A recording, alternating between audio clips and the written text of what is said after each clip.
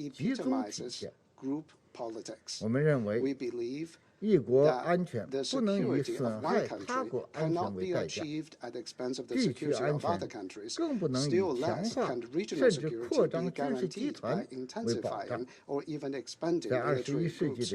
Today, in the 21st century, all parties should completely abandon the Cold War mentality and come up with a balanced, effective, and sustainable European security mechanism through negotiations. And Russia's legitimate security concerns should be heeded and addressed. Thank you, Madam President. I thank the representative of China, and I give the floor to the representative of the Russian Federation. Thank you, Madam President. We would like to thank Ms. DiCarlo for her briefing. And first and foremost, I would like to thank those countries who conducted themselves and deemed it possible to vote against or abstain against the proposal of the US to discuss this topic today. One might have the impression that Russia is scared of discussing the situation regarding Ukraine and therefore put forward this procedural vote. Russia is not refusing to discuss the situation in Ukraine, but we just don't understand what we are discussing here today and why we are indeed here today. As I already said, on the 17th of February, we are planning to hold a meeting during our presidency of the 7th anniversary of the implementation of the Minsk Agreement, where we are able to talk about the situation with, regarding Ukrainian settlement. But today's meeting is not about that. Recently, we've been encountering a very unusual, even given today's difficult time situation, a very unusual situation. The deployment of Russian troops within our own territory has frequently occurred on varying scales before and has not caused any hysterics whatsoever. Военнослужащих войск, которые находятся в местах своей дислокации, где они были и раньше, areas of deployment and barracks where they were before. А вовсе не на российско-украинской границе. And they are, where they were before, not actually on the border. Так вот, это перемещение российских войск на нашей территории удается нашими американскими и западными коллегами за подтверждение якобы планируемой военной акции и даже агрессии. Причем американский постпред сказал это так, как будто эта агрессия уже состоялась. Я внимательно слушал ее. Военные акции России против Украины, до которой, как они всех убеждают, остались считанные недели, если не дни. При этом никаких доказательств, подтверждающих столь серьезное обвинение, не приводится. Однако это не мешает раздуть истерию до такой степени, что конкретные экономические последствия уже начали ощущать на себе наши украинские соседи. Наши западные коллеги говорят о необходимости деэскалации, но прежде всего сами нагнетают напряженность, риторику и провоцируют эскалацию. Разговоры о грядущей войне сами по себе провокационны. Вы как будто призываете к этому, хотите и ждете, когда это произойдет. Как будто вы хотите сделать реальностью ваши домыслы. Это несмотря на то, что мы постоянно опровергаем эти обвинения. И это при том, что ни одной угрозы о планируемом вторжении на Украину из уст кого-либо из российских политиков или общественных деятелей за все это время не прозвучало. Наоборот, мы на всех уровнях категорически опровергали подобные обвинения. Делаем это сейчас. Все, кто утверждает обратное, вводят вас в заблуждение. Вообще, если бы не наши западные коллеги, которые спровоцировали и поддержали в 2014 году кровавый антиконституционный переворот, приведший к власти в Киеве националистов, радикалов, русофобов и просто нацистов, Nazis, rather. If they'd not done this, then we to date would be living in a spirit of good neighbourly relations and mutual cooperation. However, some in the West just don't clearly like this positive scenario. What's happening today is yet another attempt to drive a wedge between Russia and Ukraine. Thanks to their geopolitical games, our colleagues have been suffering for some 7 years now. The Ukrainians are actively being brainwashed. They're cultivated Russophobia and radical thinking, leading to the belief that for Ukraine to have a bright future, it mustn't establish relations with its neighbors, but rather at any cost strive to join the EU and NATO. They are banning Russian, which is a native language for a significant, if not the majority, of people in Ukraine. They are causing an Orthodox split, church split, or divide. They are making heroes out of those people who fought on the side of Hitler, who destroyed Jews, Poles, Ukrainians, and Russians. The interest of the Ukrainian people in this destructive game is something that our Western colleagues are not taking into consideration. Their aim is to prevent the natural, brotherly coexistence of our two people, brotherly peoples. Peoples and countries, rather, which would destroy their plans to weaken Russia and would create an arc of instability around it. There's nothing that we're seeing that's new here, in the same spirit of divide and conquer. The divide and rule. This same spirit was characteristic for Western powers, or Western states rather, earlier. It's also noteworthy that our American colleagues artificially are getting involved in the sham tension that they themselves created on the Russian-Ukrainian border. There was the negotiation process pushed forward by ourselves to ensure for Russia legally binding security guarantees. They deliberately are creating the impression that Moscow apparently is specifically or on purpose stirring up tension that means that it can be more accessible for the US and NATO. If you look at the timetable for the negotiation process, you'll see that such considerations are fundamentally untrue. The situation, in fact, is completely the opposite. Our Western colleagues are trying on the wave of, on the top of this wave of hysteria to boil our dialogue solely down to so-called settlement of the situation on the border with Ukraine.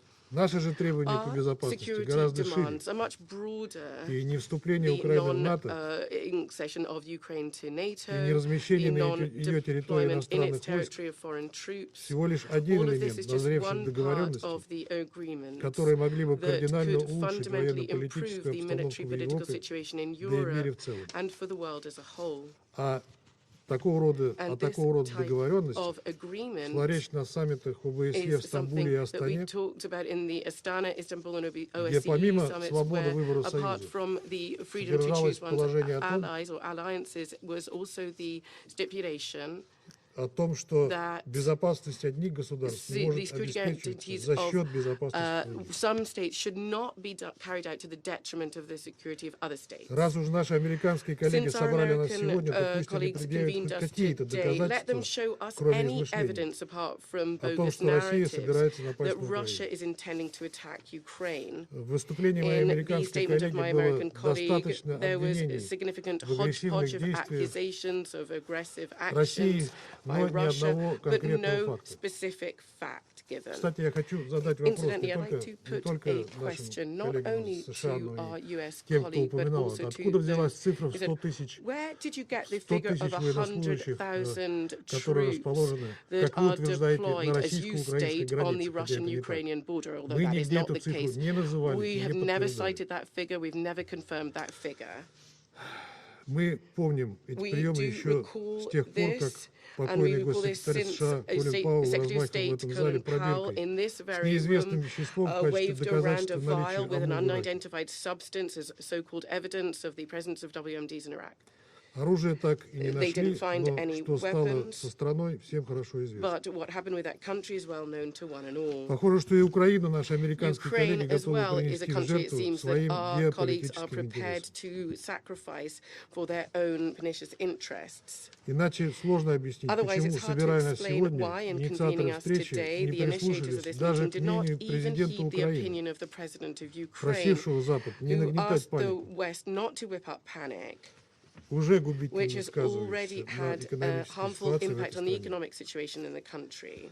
Иначе также сложно объяснить, зачем наши коллеги из США и ряда других стран активно накачивают Украину оружием и боеприпасами, и при этом говорят об этом с гордостью. Оружием, которое та с готовностью применяет против мирного населения на востоке собственной страны. И все это делается в нарушении Минских договоренностей, утвержденных Советом Безопасности ООН, в качестве единственной основы для мирного урегулирования внутриукраинского конфликта. Кстати, моя американская коллега упоминала, что в ходе конфликта погибло 14 тысяч человек. Я бы хотел порекомендовать ей почитать доклады специальной мониторинговой миссии ОБСЕ и посмотреть, на какой стороне сколько погибло людей. How many people died on each side out of these 14,000? Most of these people are civilians in Donbass who died from shelling from the Ukrainian armed forces. Госпожа председатель, маневры США вокруг СОЗа нашей сегодняшней встречи особенно неадекватны и лицемерны на фоне того, что именно американцы имеют рекордные показатели присутствия войск за пределами своей территории. Американские военные, советники, вооружения, в том числе ядерные, зачастую расположены за тысячи километров от Вашингтона. Не говоря уже о том, что военные авантюры США унесли десятки и сотни тысяч жизней граждан стран, куда они несли мир и демократию. США неоднократно, в том числе последние годы, применяли силу в отношении других государств без санкций Совета Безопасности ООН. В их арсенале односторонние санкции и принудительные меры, угрозы, исполнять которые, как приговор некого Верховного суда, они пытаются заставить всех. Согласно данным американских экспертов, 84 из 193 стран-членов ООН в той или иной степени подвергались оккупации или агрессии США, а в 191 государстве в 20-21 веках так или иначе размещались американские войска. По общедоступным в интернете данным, США содержат около 750 военных баз в более чем 80 странах мира. Общее число размещенных за рубежом военнослужащих США за границей 175 тысяч. 175. 175,000. Из них более 60 тысяч в Европе. Объем военного бюджета США в 2020 году составил 778 миллиардов долларов. 778. Российского 61 миллиард, то есть меньше, чем в 12 раз. Вот это примеры совершенно очевидные и конкретные угрозы международному миру и безопасности. Что же касается призывов урегулировать кризис вокруг Украины, то мы двумя руками за. Но у этого кризиса есть только одно измерение – внутриукраинское. Исправить ситуацию можно исключительно через выполнение Киевом уже упомянутых мной Минских договоренностей, предусматривающих прежде всего прямой диалог с Донецком и Луганском. Другого пути нет. Если наши западные коллеги подталкивают Киев к саботажу Минских договоренностей, чем украинские власти охотно пользуются.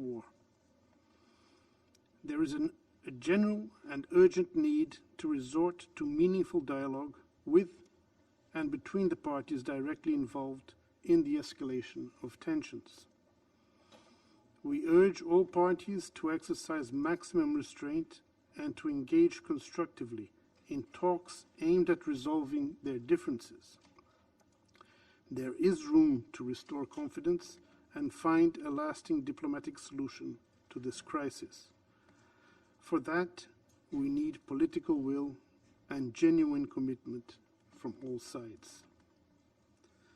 Brazil encourages all parties to strictly observe international law.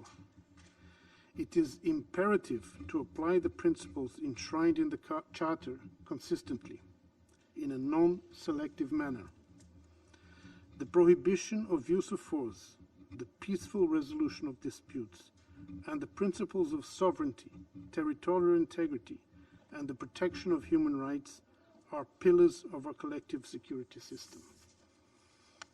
Brazil also highlights the need for good faith in order to address legitimate security concerns of all parties, including Russia's and Ukraine's. We encourage parties to pursue genuine talks on the implementation of the Minsk agreements. Security Council Resolution 2202, which provided useful guidelines to address the situation in eastern Ukraine, is also a valuable tool in the diplomatic efforts to overcome the situation. Brazil welcomes the resumption of talks in the Normandy format and the renewed commitment to the ceasefire in eastern Ukraine. Despite the sensitive and difficult nature of the issue on our agenda today, I would like to conclude with a note of hope. It has been encouraging to hear, over the past few days, statements to the effect that there is no military solution to the situation. At this moment in particular, this should be the motto of the whole United Nations membership and of the Security Council for a renewed commitment to diplomacy and prevention. I thank you, Madam President. I thank the representative of Brazil, and I give the floor to the representative of Kenya. Thank you, Madam President, for giving me the floor, and also for the able way in which you have presided over the Security Council in the month of January. I thank Under-Secretary General Rosemary DiCarlo for her briefing, and I welcome the participation of the representatives of Ukraine, Belarus, Lithuania, and Poland. Kenya abstained on the procedural vote to hold this meeting. We did so to reflect our contention that the main issue in question here is the impasse between NATO and the Russian Federation. We believe that it is imminently solvable and that the diplomatic steps underway already show promise. This, rather than escalation in search of a winner-take-all outcome, is what is required to support and protect international peace and security.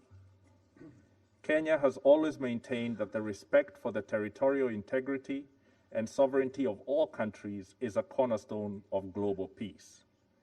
Where there are disputes regarding territorial jurisdiction or security interests, we strongly support patient diplomacy as the first, second, and third options.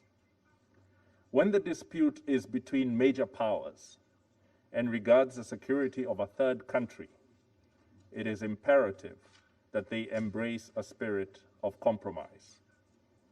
We believe that the United States, NATO, and the Russian Federation have an opportunity to establish a diplomatic framework that will allow them to resolve their differences.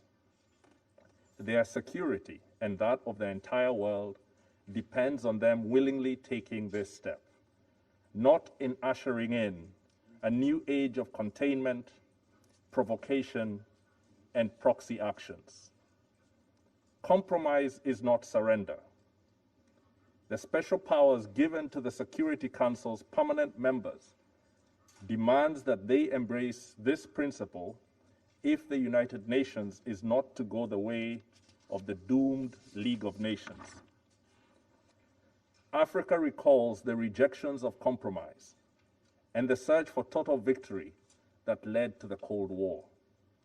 We experienced that Cold War as a series of hot wars and interventions that deeply damaged our dreams for peace, development, and competent, inclusive government. Our internal divisions and fragilities were weaponized at the altar of geopolitical rivalry. It confirmed the truth of the African saying that recognizes, when elephants fight, it is the grass that suffers. Madam President, given that the majority of the conflict situations the Security Council deals with are in Africa, we do not want them to serve as surrogates for a new Cold War. We in Africa, therefore, have a direct stake in de-escalation and renewed faith in diplomacy. We have serious challenges to solve together. Rarely has the world more urgently needed a United Nations that can deliver ambitiously.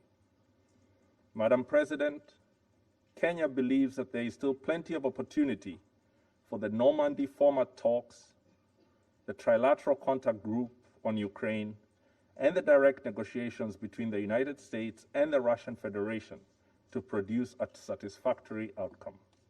We urge all these parties to ensure that their negotiations respect the security, sovereignty, and territorial integrity of Ukraine.